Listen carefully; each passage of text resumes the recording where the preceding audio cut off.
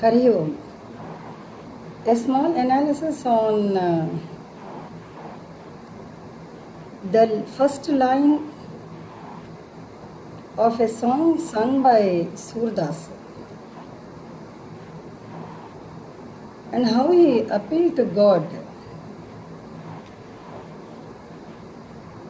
And what was the concept behind his appeal to God in the first line? He pleaded God not to count his mistakes,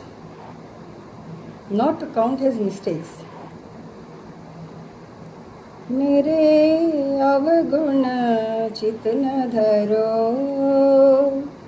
मेरे अवगुण चित न धरो, मेरे अवगुण चित न धरो प्रभु, मेरे अवगुण चित न धरो. It's a very beautiful line it is. So why he actually pleaded like that? And through that single line, what message we are going to get actually? So here no man is perfect in the world. So perfection is a continual approach. But we cannot say that we are 100% perfect.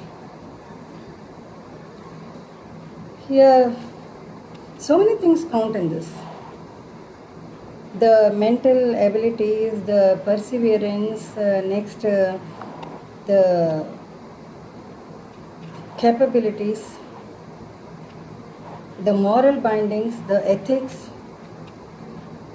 and the impact of the society, the inspiration that we take from the outstanding personalities.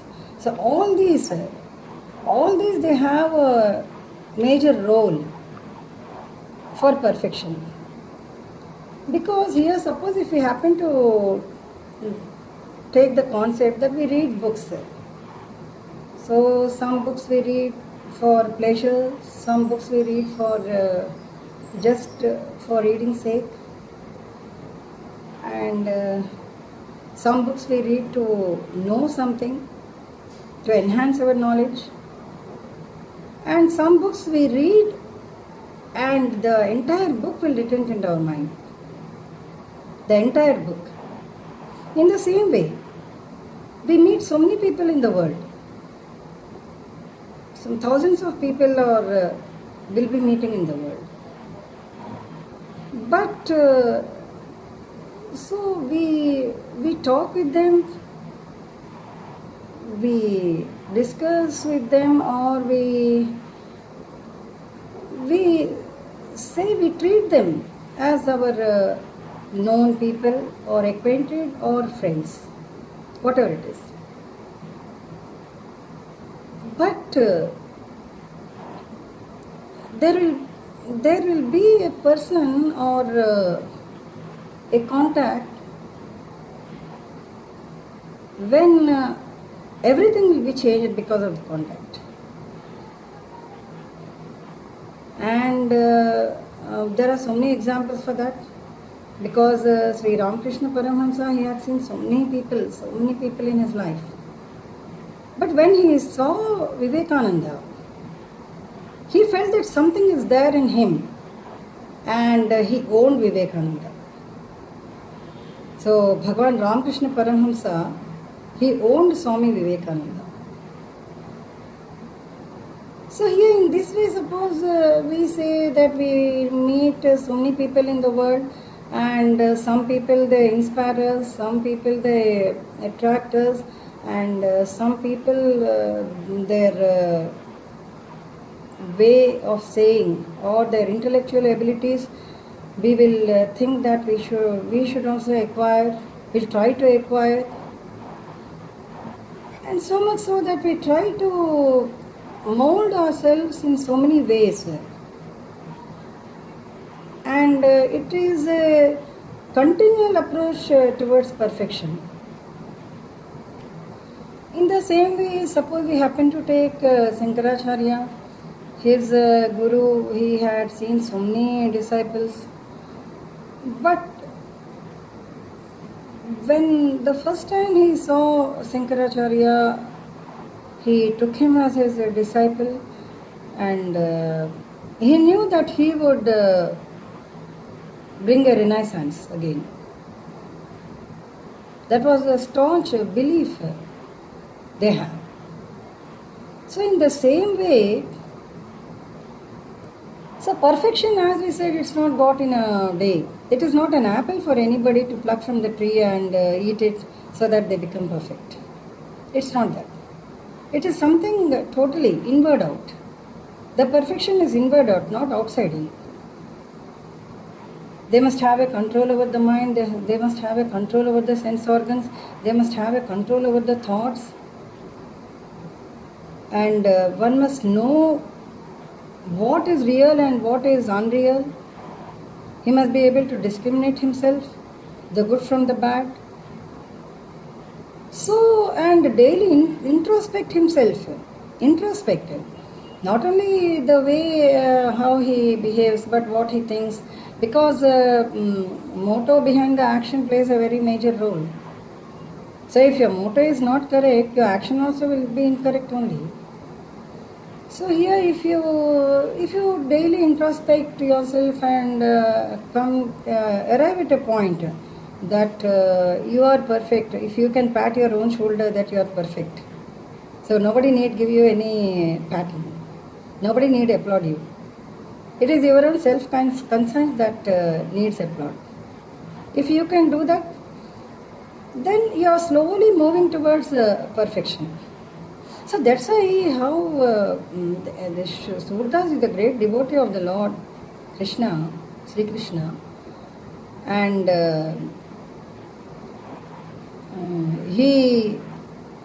the God gave him his darshan.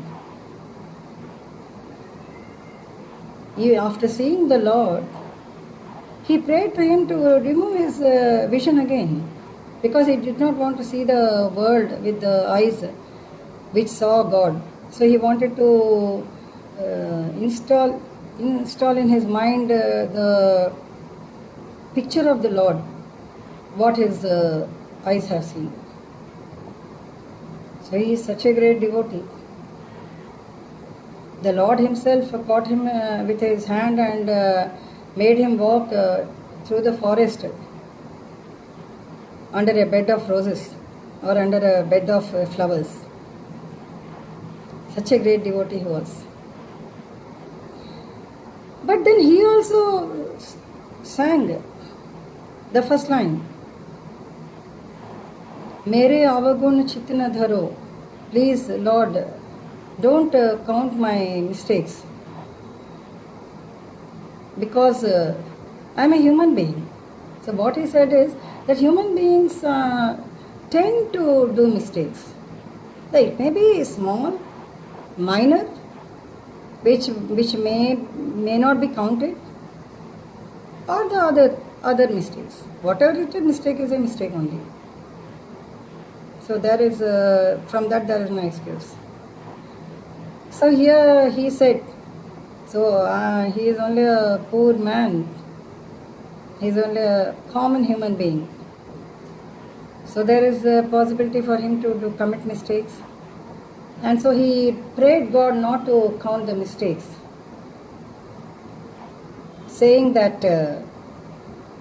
the Lord's grace falls on everyone in the same way, and once anyone comes in the contact with the Lord, they will purify themselves. There is no other go. They have to purify themselves, because the name itself is so powerful. The name is so powerful. The mantram is so powerful. So that's why he prayed to God. So just as all that means all types of waters, they merge in the sea. It may be a river water or a pool water or a lake water or a rain water. Everything will merge in the sea. But the sea will be ever, it will not take anything into it. So in the same way, what he prayed to God? He is just an ordinary common man. I think he prayed that means he appealed to the God as a representation for the entire mankind, I feel. Because entire mankind, there is a possibility to commit some small mistake, maybe knowingly or unknowingly. They may not commit knowingly, but unknowingly they may commit. And mistake is not only the action, even the thoughts in the mind also will come under mistakes only. Suppose we wanted to hurt somebody, we wanted to ruin somebody or hurt somebody, or we wanted to take revenge on somebody and we curse him, that's also a mistake. Because God has given such a beautiful life, which is a boon for human beings. And this boon must be utilized in a proper way. We don't know what kind of life we are going to get in the next birth. According to the Karma Siddhanta, that is not in our hands. He is the giver of the fruits. So here in this way, if we happen to take, then we only have to think about the perfection, and we try to improve ourselves every day, trying to enhance our purity more and more, so that the impurity will become so less that the purity will cover the impurity and it will not be seen. So again he said that just as iron piece or whatever it is, if it touches Parsvedi, then it will turn into gold. So also the Lord's name itself, the Lord's grace itself is gold. So if the grace falls on anybody, they will turn into gold. That means they will purify themselves. Automatically they'll be purified. That's what he said. So it's such a beautiful line it is. So I think he simply did not sing. He wanted to show the fact that we also tend to do mistakes. Not only he. As Swami Vivekananda said, a person who knows morals and ethics will tend to commit at least 100 mistakes. So the person who does not know anything, who doesn't know morals, who doesn't know ethics, who doesn't learn anything from his childhood, who doesn't even taste the sweetness of the morals and ethics, he will naturally commit thousands of mistakes. So owing to all this, he might have prayed to the Lord that we people are so small, so minute when compared to the Lord's beautiful qualities.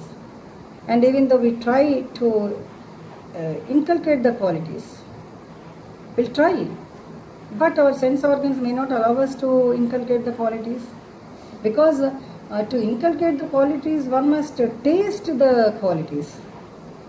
One must understand the qualities. Why on seeing an idol? It may be an idol only. It may be an idol. But on seeing an idol, unknowingly we fold our hands and we feel that the idol is so beautiful. Where lies what is this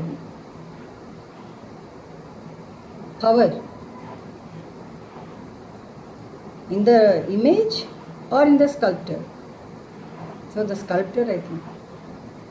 If the sculptor has a vision, then automatically he will carve in such a way that life will be seen in the images, in the idols.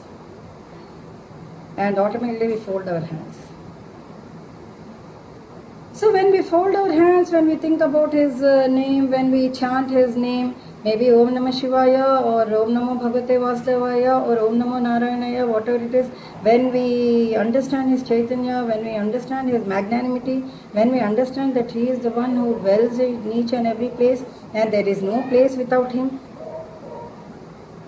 then we'll try to improve ourselves. We'll move towards perfection of the heart, perfection of the soul. Because it is only in crystal clear water our image can be seen. If our mind is clear, if our thoughts are clear, if our concepts are clear, then we can understand better. Otherwise, we cannot understand. Simply saying is easy, but being and becoming is very difficult. Saying is easy, words are sweet. But when you come to being and becoming, it's so bitter you feel. Once you taste it, that being and becoming also will be so sweet, so sweet. And we don't feel like going back from the taste what we have seen. So maybe because of that reason he said not to count the small mistakes which we do. Because even when we do the mistake, we chant his name, and he is the person who must give us fruits, so results. So once we come in his contact, his grace will clear us of all the impurities and will become pure. So this is what the analysis of the first line sang by the great devotee Sant Surdas, who was a great devotee of Lord Krishna, Sri Krishna, who surrendered at his lotus feet. So surrendering is really a very beautiful idea. Because the egoism doesn't allow us to surrender. The egoism doesn't allow us to touch somebody's feet also who are bigger than us, who are elder than us, who are greater than us. It doesn't allow us. So when we surrender means, it means we leave our ego. We leave our ego.